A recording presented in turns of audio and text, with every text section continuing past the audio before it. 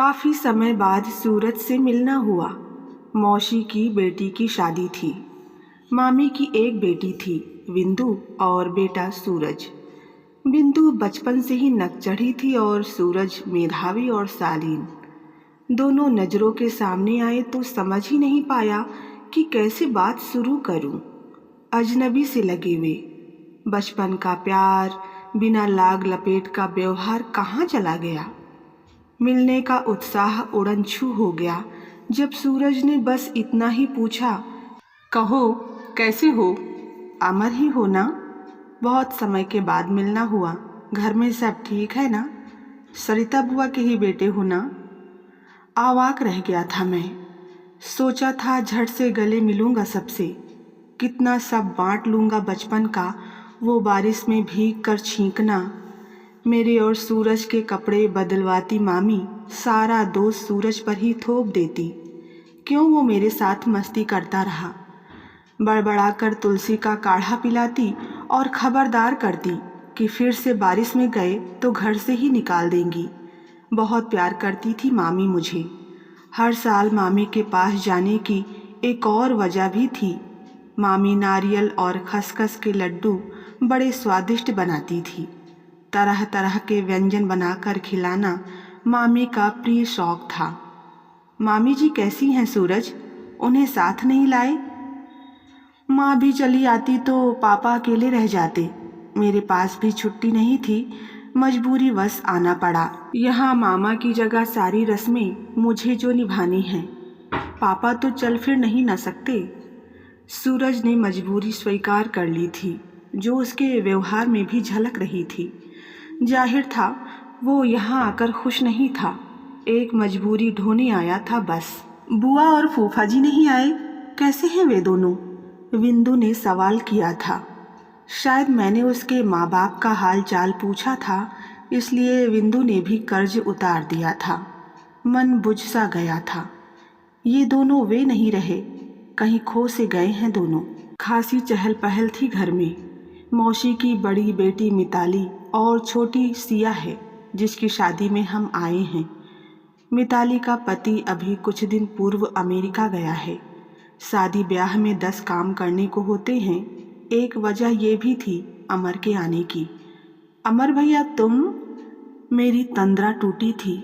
मिताली सामने खड़ी थी, गहनों से लदी फंदी, पहले से थोड़ी मोटी और सुंदर। हाय अमर भैया। हाथों में पकड़े बैग पटक लगभग भाग कर आई थी मेरे पास और मेरे गले से लिपट मेरे गाल पर ढेर सारे चुंबन अंकित कर दिए थे। कैसी हो बहन? मन भर आया था मेरा। मैं अकेली संतान हूँ ना अपने माँ बाप की, जिस वजह से किसी भाई बहन के प्यार की मुझे सदा दरकार रहती है। मिताली मेरी प्यारी सी बहन है। इसकी शादी में भी आया था मैं। भाई की हर रस्म मैंने ही पूर्ण की थी। सुना है श्रीमान अमेरिका गए हैं। बिटिया कैसी है? क्या बताऊं भैया, बिटिया ने बहुत तंग कर रखा है। अपने पापा के बिना उदास हो गई है। उसका बुखार ही नहीं उतर रहा। जब से गए हैं तब से बुखार में तप रही है। अपनी दादी की गोद में थी बिटिया। खाना खाकर हम सब अपने कमरे में आ गए, जहाँ नन्ही सी बच्ची बुखार में तप रही थी। मिताली शादी के काम में व्यस्त थी और उसकी सास पोती की देखभाल में। कुछ ही पल में मैं तो दोनों दादी पोती से हिल मिल गया, लेकिन बिंदु और सूरज औपचारिक बातचीत के बाद आराम करने के लिए लेट गए। 2 साल की गोल मटोल बच्ची तेज बुखार में तप रही थी। क्या बताएं बेटा, सभी टेस्ट करा चुके हैं, कोई रोग नहीं। बाप वहाँ उदास है, बेटी यहाँ तप रही है। बेटी के वियोग में माँ भी बेचैन और बेटी भी।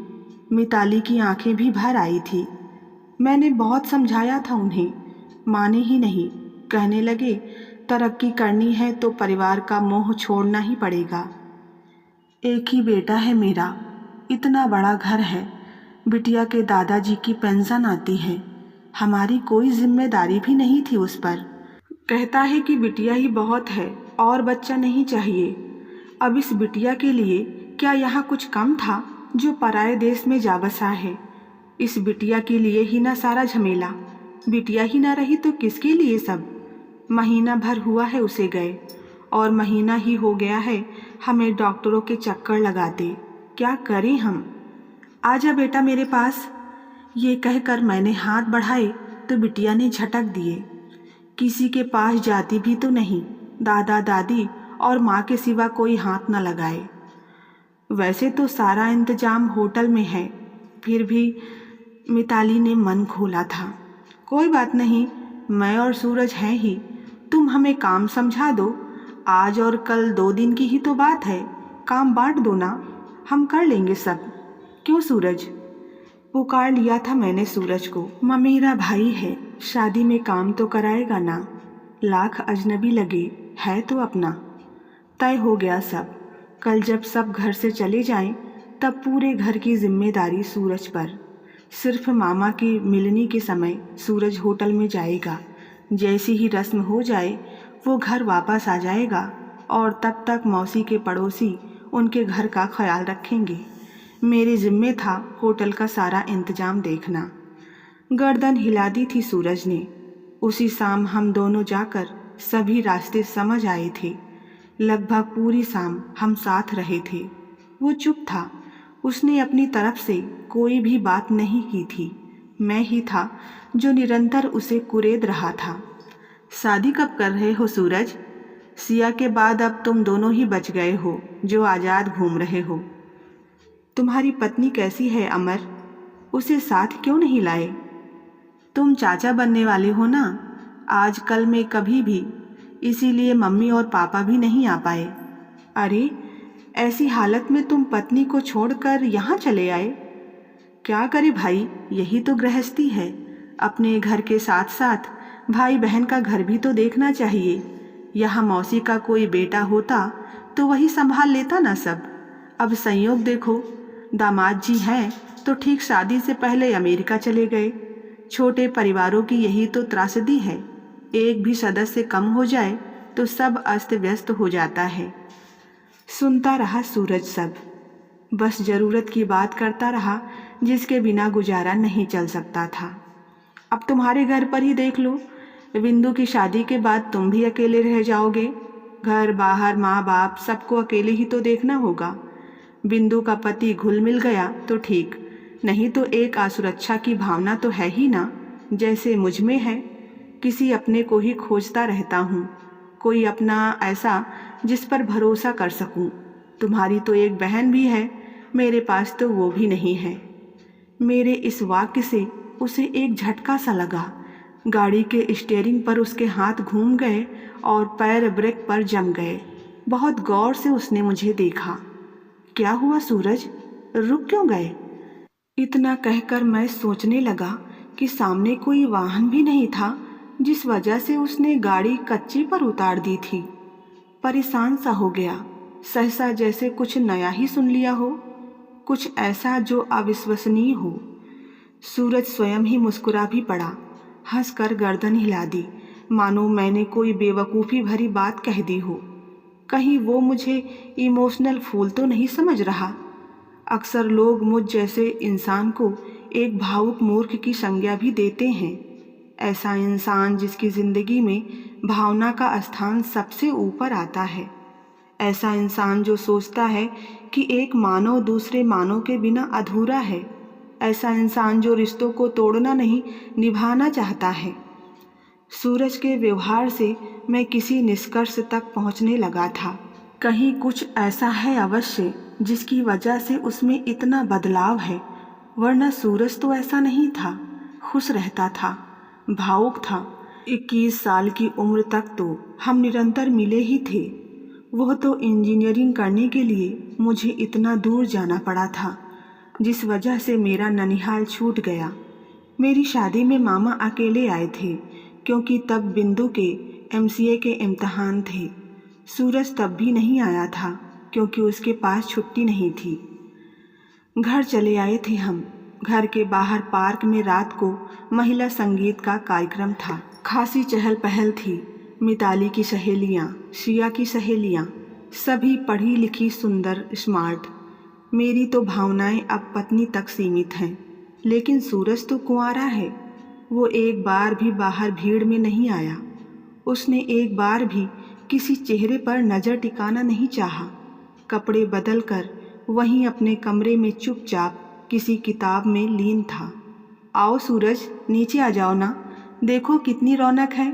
इतनी पराये से क्यों हो गए हो भाई? क्या हो गया है तुम्हें?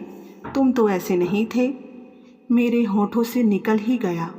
बड़ी चाह से मैंने उसका हाथ पकड़ लिया, किताब हाथ से छीन ली। मेरा मान रख लिया था सूरज ने। कोट पहन नीचे चला आया। बहुत सुंदर और शालीन है सूरज। लंबा कद और आकर्षक व्यक्तित्व, आंखों पर चश्मा, इंजीनियरिंग कॉलेज में पढ़ाने वाला एमटेक नौजवान। क्या कमी है इसमें? सुनने में आया था शादी ही नहीं करना चाहता। चला तो आया था मेरे साथ, लेकिन भीड़ से अलग एक तरफ जा बैठा, जहाँ सोफे पर मिताली की बेटी सो रही थी, प्यारी सी गुड़िया, बुखार में तपती हुई। खाना खा ले बेटा। मौसी के अनुरोध पर मैं खाने की तरफ चला आया। आंखों पर विश्वास ही नहीं हुआ। मिताली की प्यारी सी गुलाबी कपड़ों वाली बिटिया सूरज के गले से लिपटी हुई थी और वह बड़े ममतत्व से उससे बातें कर रहा था। मिताली की सास पास ही खड़ी खाना खा रही थी। पता चला पिछले 1 घंटे से बिटिया ने सूरज को इसी तरह पकड़ रखा है। मिताली का पति देखने में ऐसा ही लगता है ना। मासूम बच्ची पिता समझ यूं लिपट गई थी कि बस सारा बुखार उड़न छू हो गया था। सूरज के हाथ से ही उसने दूध की बोतल भी पी और सूरज के हाथ से ही अब वो सोने भी जा रही थी। मिताली को भी चैन की सांस आई। सूरज भैया ने मेरी बेटी बचा ली, मिताली बोली। मुझे तो लगता था ये बुखार इसकी जान ही ले लेगा।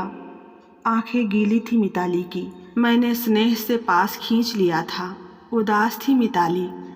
सूरज ने भी हाथ बढ़ाकर उदास मिताली का माथा सहला दिया। अब कितनी बार रोएगी पगली? बच्ची तो नासमझ है जो बस पापा ही पापा बोल पाती है। तुमने मामा कहना सिखाया ही नहीं, वरना मुझे मामा कहकर ही पुकारती। बेचारी पापा कहना ही जानती है, इसलिए पापा कहकर ही मेरी गोद में आ गई। चल फ़ोन लगा अमेरिका, अभी इसके पापा से बात कर। जेब से मोबाइल निकाल सूरज ने मिताली की तरफ बढ़ा दिया था। आज उनका फ़ोन आया था, पूछ रहे थे बिटिया के बारे में। अभी मैं बात नहीं कर। इतना कह मिताली पुनः रोने लगी थी। क्षण भर में फूट पड़ी थी मिताली, जिसे सूरज ने किसी तरह समझा बुझा कर बहलाया था। रात अपने कमरे में सोने गए तब बिटिया सूरज की बगल में ही थी। प्यारी सी बच्ची हम दोनों के बीच में सो रही थी। सूरज उसका माथा सहला रहा था। ढेर सा प्यार था उस पल सूरज की आंखों में। सहसा पूछने लगा, भाभी का हाल पूछा कि नहीं? वो ठीक है ना? हाँ, मैं सिर हिला दिया मैंने। ऐसा लग रहा था जैसे सूरज किसी खोल में से बाहर आ गया है। बिटिया का नन्हा सा हाथ चूमते हुए मानो भीतर की सारी ममता वो उस पर बरसा रहा था। इंसान को भूख हर पल तो नहीं लगती ना।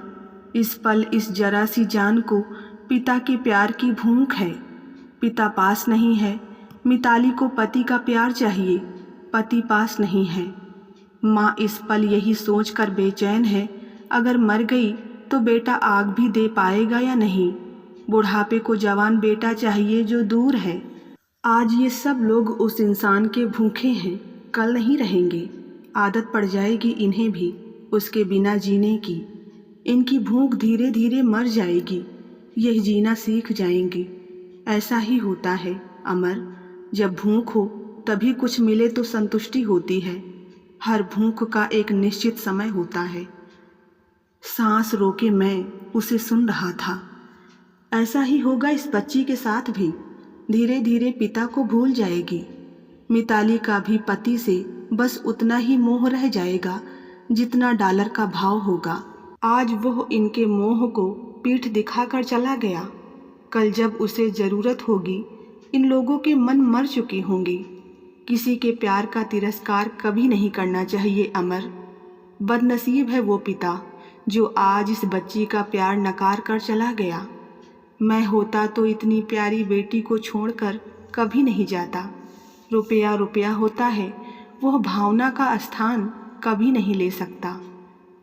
तुम शादी क्यों नहीं करते सूरज? पता चला था तुमने फैसला ही कर लिया है। क्या बिंदु का इंतजार कर रहे हो कि उसकी शादी हो जाए तो उसके बाद करोगे? बिंदु का तो मम्मी पापा जाने, मुझे अपना पता है। बस मैं शादी नहीं करना चाहता। बिंदु के लिए मम्मी पापा क्यों जाने? तुम भाई हो ना। बिंदु से बात किए मुझे शायद 4-5 साल हो गए। हम आपस में बात ही नहीं करते। तुम तरस रहे हो कि तुम्हारी कोई बहन होती। मेरी है ना, तो मैं उससे बोलता ही नहीं। मानो आसमान से नीचे गिरा मैं। कानों से सुनी बात पर विश्वास ही नहीं हुआ। क्या सूरज अपनी सगी बहन से बात नहीं करता? लेकिन क्यों? ऐसा क्यों? एक वक्त था मुझे बहुत तकलीफ़ हुई थी जब मेरी बहन ने इतना बड़ा मजाक मेरे साथ किया था। किसी पराई लड़की के साथ शर्त लगाई थी।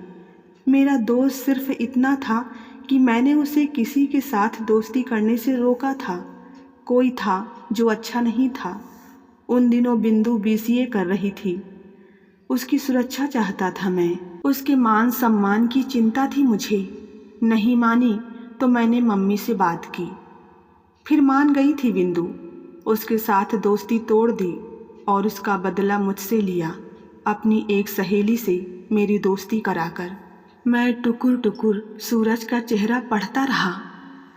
मेरी बहन है ना बिंदु, मुझे कैसी लड़कियां पसंद है उसे पता था। बिल्कुल उसी रूप में ढालकर उसे घर लाती रही। मुझे सीधी शादी वो मासूम प्यारी सी लड़की भा गई। मम्मी पापा को भी वो घरेलू लगने वाली लड़की इतनी अच्छी लगी कि उसे बहू बनाने पर उतारू हो गए। हमारा पूरा परिवार उस पर निछावर था।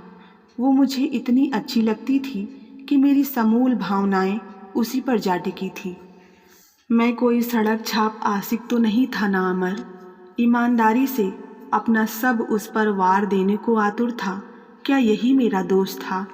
क्या प्रेम की भूख लगना अनैतिक था? पूरी श्रद्धा थी मेरे मन में उसके लिए, और जिस दिन मैंने उसे अपने मन की बात कही, उसने खिलखिलाकर हंसना शुरू कर दिया। क्षण भर में उसका रूप ऐसा बदला कि मेरी आंखें विश्वास ही नहीं कर पाई। वो बिंदु से शर्त जीत चुकी थी।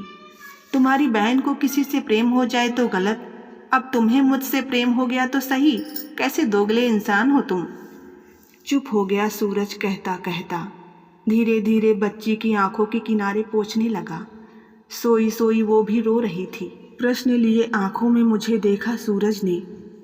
यह बेजबान बच्ची देखी है ना, इतना रोई मेरे गले को अपने छोटे छोटे हाथों से कसकर।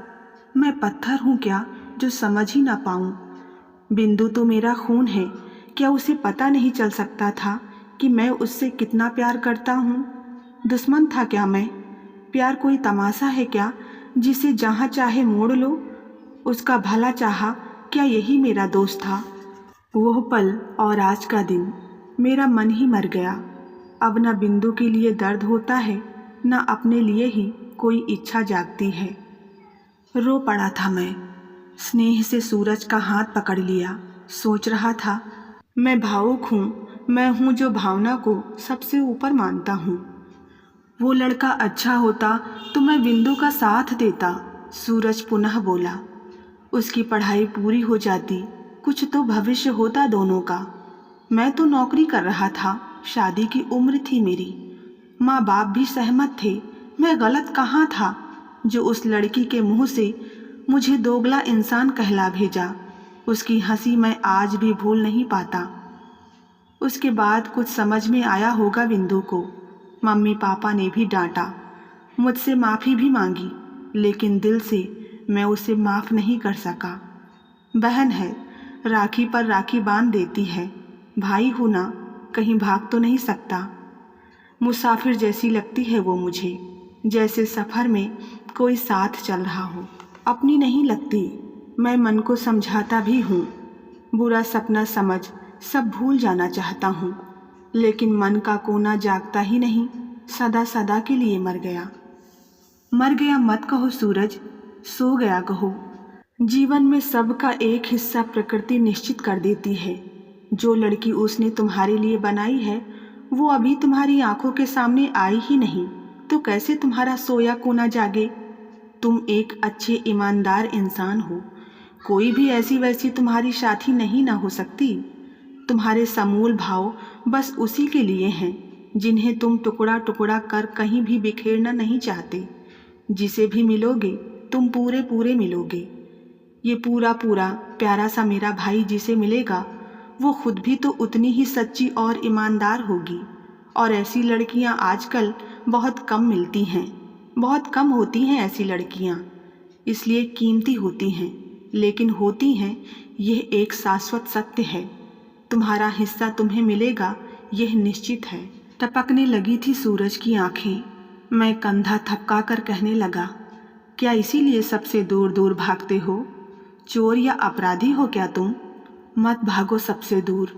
बिंदु तो सबके साथ घुल मिल कर खुश है और तुम व्यर्थ कटे से हो सबसे। हादसा था, हुआ, बीत गया। माफ़ कर दो बहन को। हो सकता है उसे भी वो लड़का बहुत ज़्यादा पसंद हो। प्यार की सीमा जरा अलग और ज़्यादा विशाल होती है, इतना तो मानते हो ना? तुम भाई हो, तुम्हारे प्यार की हद उस सीमा से टकरा गई थी, बस इतना ही हुआ था। इसमें इतना गंभीर होने की क्या ज़रूरत है? जरा सोचो। माफ़ कर दो बिंदु को, तुम्हारा हर सोया कोना जाग उठेगा। सुनता रहा सूरज, जैसे उसने भी बरसों बाद अपना मन खोला था किसी के साथ। बच्ची सहसा उठकर रोने लगी थी। वही टूटे फूटे शब्द थे, आ पा। आजा बच्चा मेरे पास। सूरज उठकर कमरे में टहलने लगा था और बच्ची को थपथपा कर सुलाने का प्रयास करने लगा। मिताली भी बच्ची का रोना सुनकर चली आई थी। दोनों मिलकर उसे चुप कराने की कोशिश में थे। मैं सब सुनकर और देखकर कुछ दुखी था। भावनाओं में जीने वाला इंसान ऐसे ही तो जीता है, कभी अपनी पीड़ा पर परेशान और कभी दूसरे की तकलीफ दर्द पर दुखी। सत्य है उसकी पीड़ा और यही तो है उसकी कमाई। भावुक ना हो तो जी ही ना पाए। ये भावुकता ही तो है जो मनुष्य को जमीन से जोड़ती है। आज हर तीसरा इंसान आज के तेज युग के साथ भागता हुआ कहीं ना कहीं अपनी जमीन से कट रहा है और गहरा अवसाद उसका साथी बनता जा रहा है। सोचा जाए तो आज हम कहाँ जा रहे हैं हमें ही पता नहीं। कहीं ना कहीं तो हमें ज़मीन से जुड़ना पड़ेगा ना। बिना जुड़े हमारा भविष्य हमें एक भावनात्मक शून्य के सिवा कुछ नहीं दे पाएगा, वो चाहे आप हो चाहे हम। तो बस आज की कहानी में इतना ही। कहानी पसंद आई हो तो वीडियो को लाइक करें, चैनल पर नए हैं तो सब्सक्राइब करना ना भूलें। मिलते हैं नई कहानी के साथ, तब तक के लिए धन्यवाद।